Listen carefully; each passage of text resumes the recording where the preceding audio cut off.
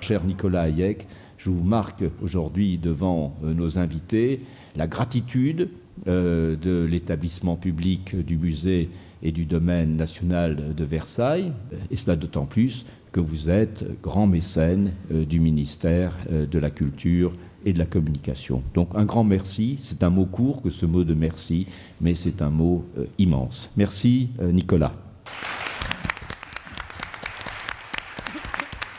Un jour, deux de mes collaborateurs lisent dans un journal que le chêne de la Reine avait été endommagé très fortement par la tempête de 1999 et que Versailles allait le couper. Et nous avions décidé une année avant de recréer une montre qui s'appelle la Marie-Antoinette. Une montre légendaire qui avait été faite et préparée par Breguet pour Marie-Antoinette, qui était une grande cliente de Breguet. Ben Latman et Lautschella disent « Ah, ce serait une bonne idée d'acheter 1 ou 2 mètres cubes pour faire l'écrin pour cette montre. » Et ces messieurs sont venus me voir en me disant « Voilà, nous allons recevoir le chêne, mais ils ne veulent pas qu'on paye. Par contre, si vous avez envie de faire un petit geste pour un buste dans le jardin, parce qu'ils sont en train de rénover. » J'ai dit « Quoi, le petit Trianon n'est pas rénové ?» Ils disent « Non. » Moi, j'appelle Christine Albanel, qui était à ce moment-là présidente de Versailles. Madame Albanel vient 2 semaines ou 3 semaines plus tard, dans un jour inoubliable pour moi, à la Vallée de Joux. Et ce jour-là, nous avons conclu l'accord que nous allons le faire. Et nous sommes très heureux qu'aujourd'hui, nous avons ce que Jean-Jacques Hayek dit avec raison, un des grands joyaux de notre culture, qui est rénové. Je m'en réjouis. Je félicite tous ceux qui ont travaillé. Merci, mesdames, messieurs.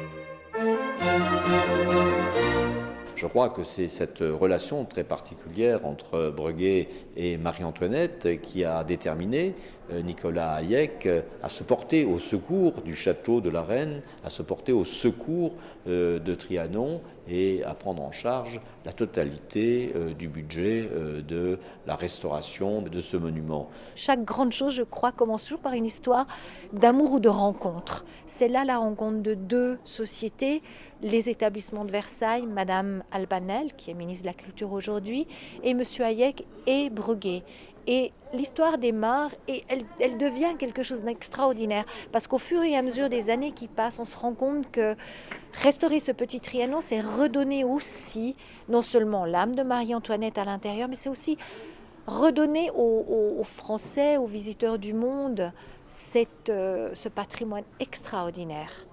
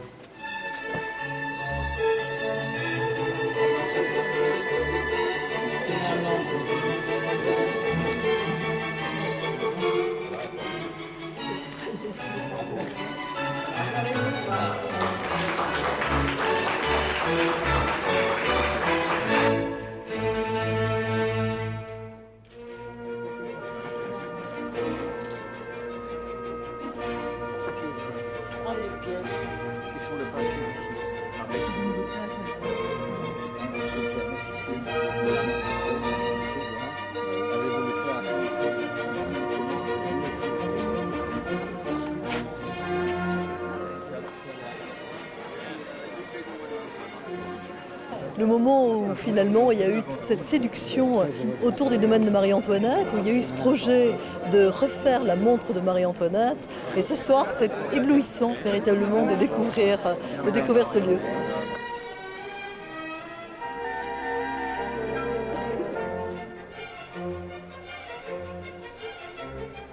Et ce soir, c'est un peu une histoire d'amour qu'au fond, qui vient à réalisation. Une histoire d'amour pour Versailles, pour Trianon, avec le souvenir de Marie-Antoinette. Jean-Jacques Ayagan a dit à tous les mécènes, nous faisons appel à vous pour venir le faire. Moi, je vous recommande de le faire. C'est mieux d'investir ici qu'à Wall Street. Au moins, vous avez un résultat. Et puis, c'est un investissement dans notre culture, mesdames, messieurs. C'est pour nous tous. C'est pour nos enfants. C'est pas le passé seulement, c'est le futur aussi. Et c'est très beau, et la beauté, c'est quelque chose que nous, en Europe, nous devons garder, soigner, continuer à le faire.